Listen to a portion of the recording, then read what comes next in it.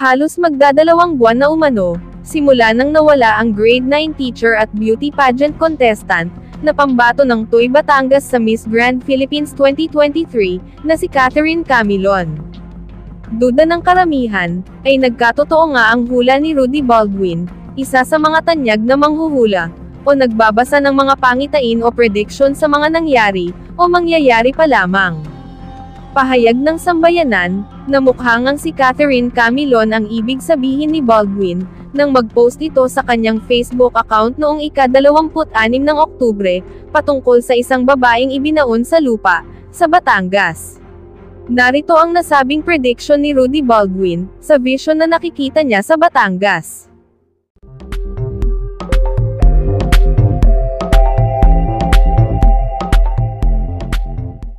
Itong nakikita ko ay paulit-ulit ko nakikita. Halos araw at gabi, lagi lumalabas sa vision ko. Kaya post ko na at nasa sa inyo kung paniwalaan nyo man, o hindi. Gaya ng madalas ko pong sinasabi na tao lamang ako, at hindi ako Diyos para alam ko lahat. Kung ano man pinapakita sa akin, hanggang doon lang din ang aking masasabi. May nakita akong isang babae na binaon sa lupa, na wala ng buhay. Sa isang lugar na kung saan tapat nito at kalapit lang ng dagat. At ang tapat ng dagat ay may makita kang matataas na mga damuhan. Maraming damo, medyo mahaba ang damuhan, at may nakita din akong bahay na bato pero wala akong makita na tao. May kalayuan sa syudad to, dahil mahaba ang kalsada na nakita ko sa vision ko, at may madaanan kayong kahoyng kawayan, bago nyo marating ang lugar. Ulitin ko po ulit, paulit-ulit ito pinapakita sa akin, kahit nasa loob ako ng simbahan nagsimba, nakikita ko ang lugar. Isang babae na animoy nag-antay lang na alamin at hanapin siya. Hanggang dito na lang po ang aking masasabi.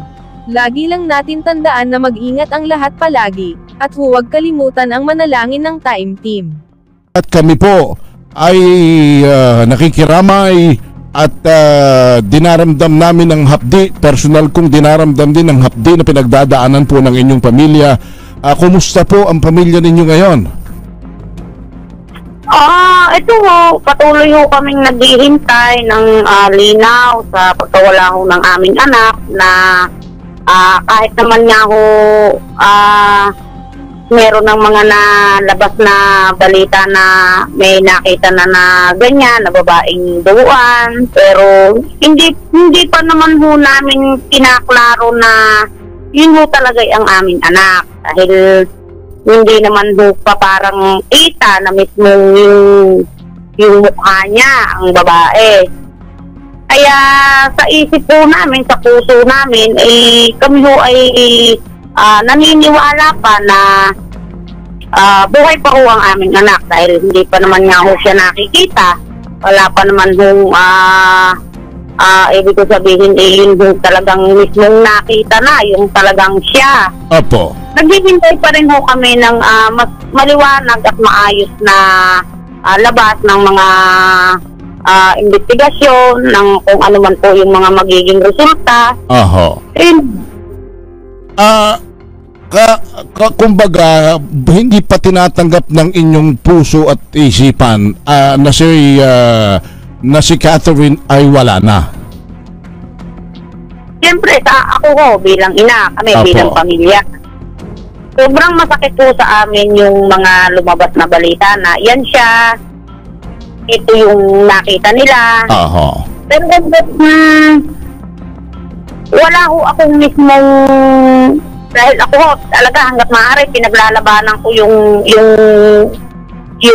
pakiramdam ho ba na siya yan. Talaga kung tinatanggi ko ho sa isip ko, sa puso ko na hindi ho yun aking anak. Nanay Rosario, may pagparito ko'y maitanong ko sa inyo, kailang gahon ninyo huling nakausap, personal man o sa telepono, ang inyong anak bago ho siya nawala? Bali yun October 12 na umalis siya dito noong hapon. Bali nag-unang nag-text pa ho siya sa akin mga bandang 7:26 po yata yun ng gabi na sinabi niya nandun siya sa Centro Mall. Yun ho, tapos nag-reply ho lang ako sa kanya ng okay. Tapos, noon hong mga bandang 8:30 ng lampas, ang gabi din ho yun, tumawag naman ho siya sa akin na yun ho yung sabi niya nandun siya sa park ng nasa Petron gasoline siya na nakapark, may hinihintay siya na kasama niya. Na yun ho yung huli naming Pag-uusap. Pag-uusap sa telepono. Oho. Binanggit sa inyo nung huli ninyong pag-uusap kung sino yung kanyang iniintay sa park. Noong gabing yun, may binanggit ho talaga siya sa akin na pangalan, pero hindi ko ho matandaan. Pero ang sabi niya ho sa akin, ang sabi niya sa akin, babae. Na yun at tinanong ko kung sabi niya, yun din ang nakakasama ko sa quarter. Dahil yun nga hong lagi niyang paliwanag sa akin ay nandoon sila sa quarters ng Balisong Channel. Yun ho ang excuse niya pag ho siya'y nakikita dito sa bahay. Ano ho yung Balisong Channel? Bakit may quarter? Radio station ba yan? Radio station ho yun sa Batangas City na naging talent din ho siyang minsan doon. Kaya ho, pag siya'y nagpapaliwanag sa amin na siya'y aalis at doon ng punta, naniniwala naman ho kami. Okay. Bukod ho sa inyo, mayroon bang nakausap na kayo na kaibigan niya na tinawagan din niya bago siya tuluyang nawala? Ang pagkakasabi ho ng kaibigan niya sa amin, nung oras na hinahanap na ho namin si Kat, ay tumawag ho muna siya sa aking panganay na anak sa ate ho ni Kat. Tapos ang sabi niya, meron ho daw siyang sasabihin importante. Then pagkatapos ho noon, parang sa text message na lang ba kayo din nakausap? Sa messenger na lang ho sila nagkausap na nagsabi ho yung kaibigan na ito, ganyan, ang kanyang kikitain. Wala siyang ibang kinikita kung hindi yan. Yung sinabi hong suspect na yan. Yung barkada niya ang kumontak sa inyong isang kapatid na ate naman ni Kat. Okay, na sinabi ng kaibigan niya na walang kinikita yung inyong anak kundi yung pulis na suspect. Nay, hindi na ako mahihiyang magtanong sa inyo. Ano ba ang pagkakaalam ninyong kwento sa pagitan po ni Kat at noong pulis na sinasabi? Nung una, wala ho kaming alam dahil wala hong sinasabi sa amin ang aming anak na meron siyang karelasyon na ganyan. Noong araw, nung gabi ho na hanap kami dahil nagposto sa Facebook ang aming panganay, ang ate niya na nawawala, nasaan ka ba, Catherine? Tapos nagtawag na ho yung kaibigan niya na ang sabi ho ay nag-message sa akin, parang meron ho silang conversation nung aking nikat, yung kaibigan niya na sinabi dito kay King na ito ang kanilang sitwasyon pag siya napunta sa Batangas, ito ang kanyang kasama, ito ang sinesend na message. Hindi ba parang yung message, nagpapalitan sila, uusap sila sa iMessage ba yun? Na yun ho, yung tinukumpuni ng aming anak doon sa kanyang kaibigan, yung kanyang kasaysayan doon sa Batangas, kung siya napunta doon, kung sino ang kanyang kasama, kung ano ang kanilang gayon, yun parang doon siya. So may kinukwento si Kat doon sa kaibigan niya, may nababanggit bang may relasyon sila nung sinasabing pulis na suspect?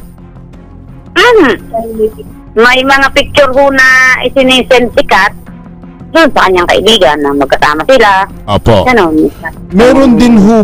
Meron bang nababanggit doon sa kaibigan o sa inyo, sa isa man sa inyong pamilya, na sa kanilang relasyon may pag-aaway sila, nagkakasakitan ba sila, anong mga pahiwatig tungkol dyan?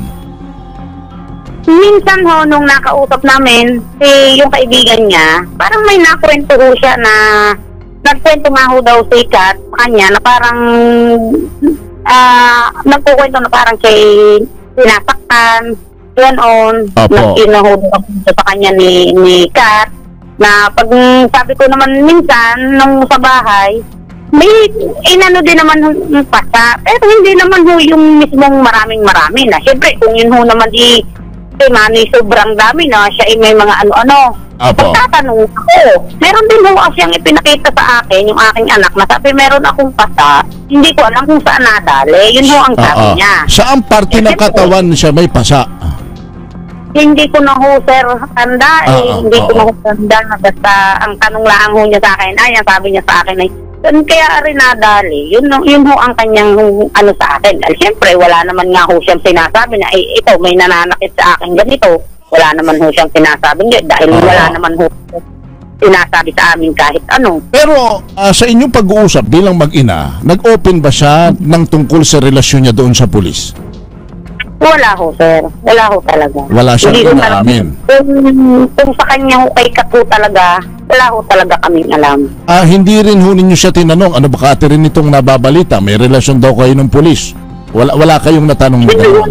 Yung balita na ika nga, hindi pa nasasabi sa amin nung kaibigan ni Kat. Wala ko talagang nagbabalita sa amin na ganito, may nababalita kaming ganyan si Catherine. Wala naman nakakarating sa amin na ganun eh. Dahil siyempre, kung meron pero minsan nagtatanong din ako kay Kat.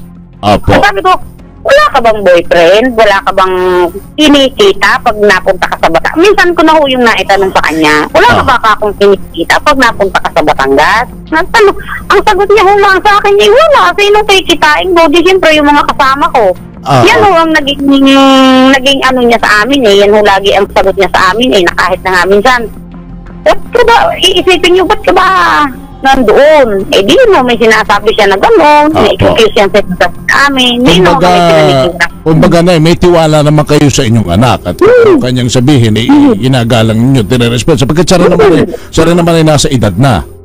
Oo, yun ho ang aking katuwiran ay ako ho, sabi ko sa kanila, kahit dito sa aking panganay, kayo ay may sapat ng edad. Para hindi ninyo naman kung ano ang inyong ginagawa. Kaya nyo nang mag-desisyon para sa inyong sarili. Kaya ho ako'y naging maluag na sa kanila. Lalong higit kay Kat dahil ang sabi ko ho, alam ko naman na may kakayanan siya para gawin ang mga bagay na alam niya. Sino ba pa talagang humanga sa kanyang abilidad bilang ganyan, nakakasali sa mga ganyan, kasi ang teacher, kaya ako'y malaki ang tiwala sa kanya. Na ano uling tinapos ni Kat? Ano po siya, teacher po siya. Tapos master na po din siya. Tapos siya ay beauty titleist, beauty queen siya dyan sa Batangas sa atin, ano ho? Mahilig ko siyang sumali sa mga pageant kahit saan ho, kahit hindi naman din medyo pinapalad rin siya, pero mahilig ko siyang sumali sa mga pageant. Ito bang sikat ay mayroon hong ginagamit na kulay pula raw ho na CRV? Wala ho, wala ho ang ginagamit niya hong sasakyan. Yun hong kulay gray na yun hong Nissan Juke. Yun hong post up mga sa Facebook na noon nang hinahanap siya, inilagay ho sa Facebook na yun ang sasakyan niya, baka may nakakakita. Pero wala ho yun siyang pula. Ano po itong sasakyang ito?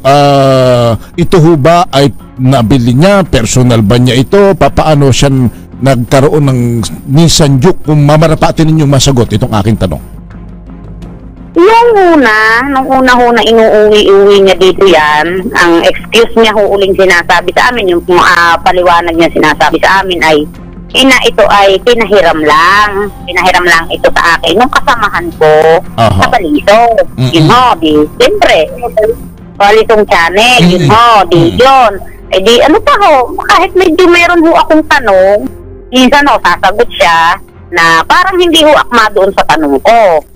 Ngayon na ho, noong nagtagal na, nung naiuwi niya, dahil dati ho, iuuwi, tapos ibabalik niya doon, tapos pag-uwi niya, hindi na ho niya uli dala. Tapos nung may buwan na sinabi na niya na, ito ay nabili ko na, yun ho ang sabi niya sa akin, nabili na daw niya, doon sa kasamahan niya sabi.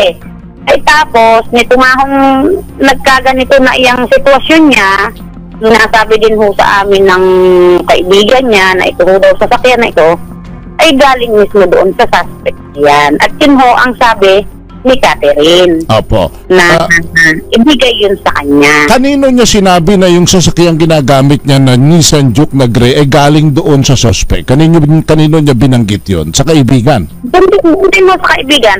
Lahat ho ng mga nailabas na mga alam namin na nalaman namin na nagkaroon na may relasyon niya, doon lamang ho sa kaibigan niya. Itong kaibigan ho niya ay co-teacher niya ba ito? Kaklase niya? Kababata niya rin sa inyo? Best friend niya ba ito? Ano ho, parang naging ano niya sa kapadyant din po. Kapadyant niya? Opo. Naging kaibigan niya sa yung nanay, yung pulang CRB na yan, nakikita ba, minsan ba nakita na ninyo yan dyan sa inyong paligid-ligid sa tuwi, o mayroon bang natatandaan kayo na inihatid yung anak nyo na yan, yung sasakyang yan ang dala? Hindi ho namin siya nakita dito, hindi ho namin nakikita na may naghahatid sa kanya na yung sasakyan na yan. Opo. Dahil pag sabi naman niya ho at minsan siya inihatid, ang gamit din ho daw ay yung kanyang sasakyan na ginagamit. Opo, na ganon. Na ang sabi pa po noong kaibigan na ang tanong po daw ni Kat sa kanya babayaran ko ba ito sa kanya? Hinuhang doon sa suspect. Opo. Ang sabi naman daw ni ng kaibigan, bayaran mo para wala kang utang na loob. Di kung hindi ka tinanggap po, di okay. Kung tinanggap po, di bayad ka.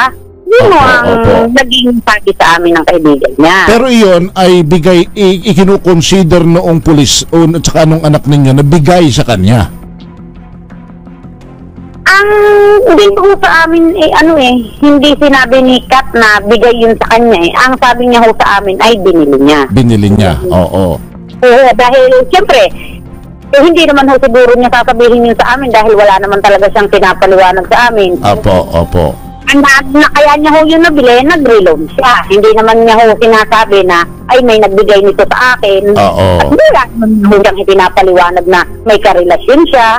Tapos ang lahat nga hong ito ay nalaman namin doon sa kaibigan niya na siya niyang pinagsasabihan. Minsan ba, Nay, ay may naghatid, halimbawa may naghatid ba sa kanya dyan na naka-uniforme na mga pulis?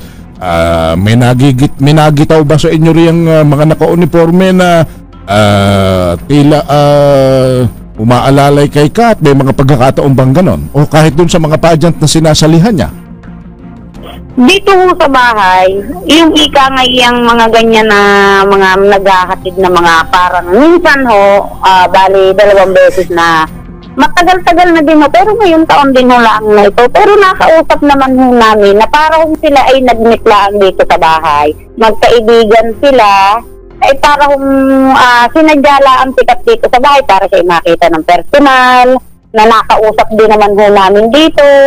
Yun, tapos meron nung isang beses din na dinaanan lang ho daw siya para sila ay magkakilala, mag-hi ho sa akin. Yun lang ho, pero yan yung sinabing karelasyon na yan, hindi ko yan nakikita.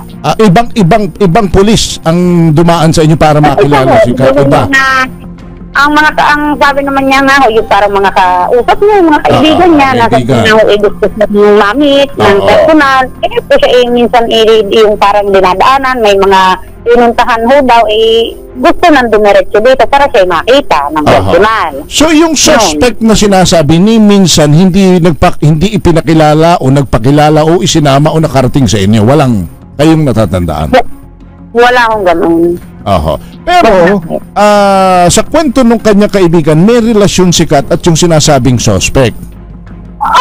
Meron. At may nakwento ba na gusto nang makipag-break ni Kat? May nag-away ba sila na magwawalaan na sila? May ganun bang pangyayari raw? Diyan na sa bagay na yan, wala kami alam. Wala akong nakukwento sa akin si kaibigan niya wala akong siyang nakwento sa akin na gano'n. Nung lumutang na yung mukha, pangalan ng police major na sinasabing siyang suspect, kumbinsido ba ang inyong pamilya na siya nga ang gumawa nito sa inyong anak? Wala na akong iba. Ano po ang inyong naging batayan para makumbinsi kayo na ito na nga? Dahil sa mga sinasabi sa mga sinasabi ho ng kaibigan niya, saka sa mga conversation nila na ipinapasa niya sa kanyang kaibigan, wala na hong iba. So kumbinsido ang pamilya ninyo na ang may kagagawan ng pagkawala ng inyong anak ay yung police major na sinasabi at inilutang na ng CIDG. Wala na hong iba. Okay. Nay, si Kat, ano ang talagang pangarap niya sa buhay na pag-uusapan ninyo, yung mga light moment ninyo bilang mag-ina, naglalambing sa inyo, gusto kong maging ganito. Ano yung pangarap niya sa kanyang sarili at sa inyo bilang pamilya? Si Kat po, responsable ho talaga yan bilang anak. Sa simula ho, nagkatrabaho siya. Parang naging siyang breadwinner ho ng aming pamilya dahil yung ate ho niya medyo napatigil sa pagtatrabaho. Tapos siya ho naman, simula nung nakatapos ng college hanggang sa magkaroon ng trabaho sa private school, dire-diretso ho yan sa public na ito nga hong nasa public school na siya. Lahat ng alam niya para matulungan kami.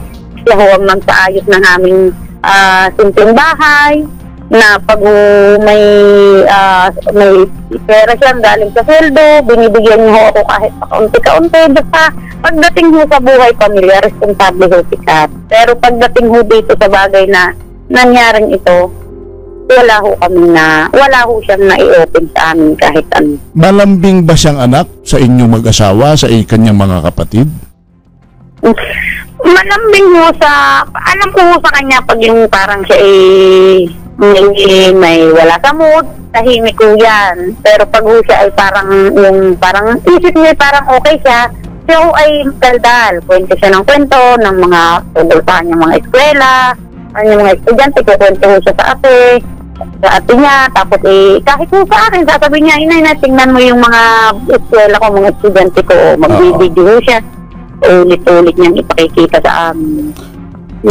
Ilang magkakapatid si Kat? Dalawa lang ho sila. Nung kanyang ate, bunso pa siya.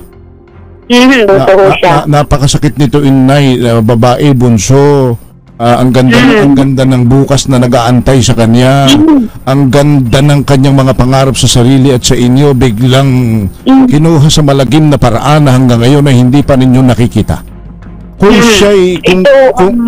Kung siya'y nakikinig at siya'y buhay pa at siya'y may kapasidad pa na kayo'y marinig niya ng puso sa puso, ano ang gusto ninyong sabihin kay Catherine? Wala ho, anak, Catherine, Kat, alam ko, ramdam ko sa puso ko na nandiyan ka.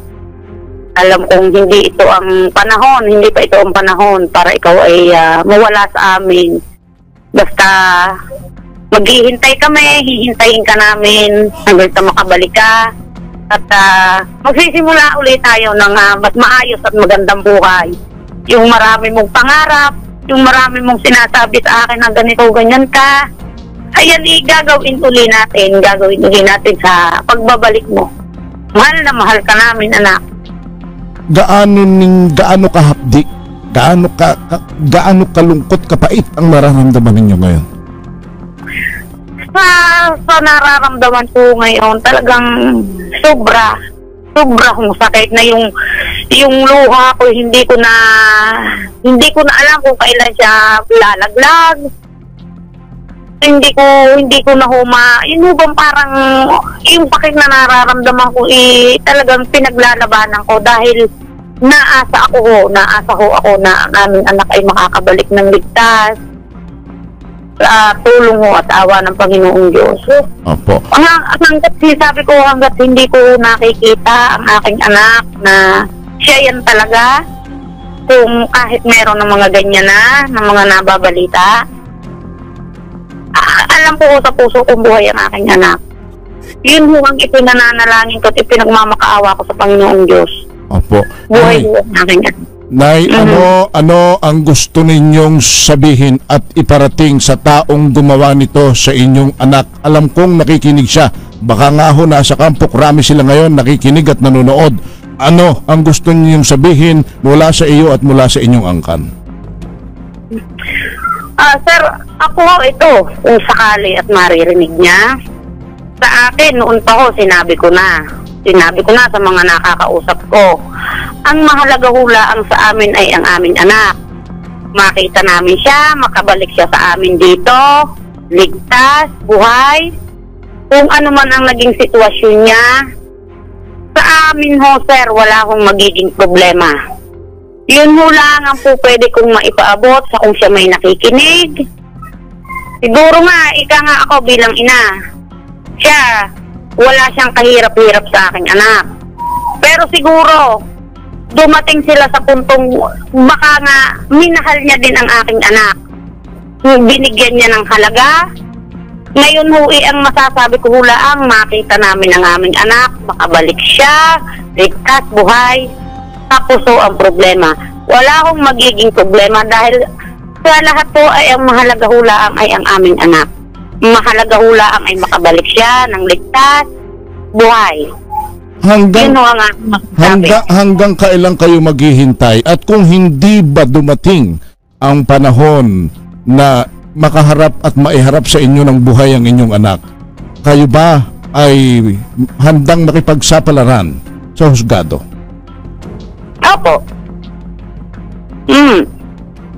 Hanggang kailan ninyo iintayin yung sinasabi ninyong maibalik sa inyo ng buhay? Ako ho ay araw-araw ho ako simula nung siya'y mawala. Hanggang sa ngayon hong mahigit ng 1 buwan siyang wala. Araw-araw ho ako, sir, umaasa na siya'y babalik. Hindi ko ho alam kung hanggang kailan. Pero hanggat hindi ho siya nakikita, naasa ho ako, nananalig ho ako sa Panginoong Diyos na siya'y ibabalik sa amin ng ligtas. At handa rin kayong lumaban para sa katarungan? Handa ho kaming lumaban. Kahit Kung pa... dadating sa punto na talaga yun ang kailangan, yun ho talaga, at hindi ho maipakita sa amin ang aming anak, handa ho kami. Kahit pa ang inyong kalaban ay isang police major na sinasabing siyang gumawa nito? Hindi kayo mangingimi, hindi kayo matatakot? Hindi ho. Dahil yan hong aming, ito hong hamon na ito sa amin ng buhay, sa aming buhay, talagang kailangan hong mas maging matatag, kailangan hong mas maging matapang para sa katotohanan. Masakit man nga ho ika, sobrang sakit. Okay. Kailangan ho namin lumaban, kailangan ho namin ng kalinawan para sa aming anak. Alright, Nay. Kami po, ang aming himpilan, ako personal ay dinaramdam ko ang inyong dalamhati, pero hindi ako nakikiramay sa inyo sapagkat ako'y namamag-asa rin na buhay pa ang inyong anak. Maraming salamat po. Salamat po sa inyong pagtitiwala. Para sa iba pang karagdagang mga balita ng Senior Buzz, ay mag-comment lamang po, mag-like at mag-share sa video na ito, at huwag po nating kalimutang mag-subscribe sa aming channel. Maraming salamat po sa inyong panonood.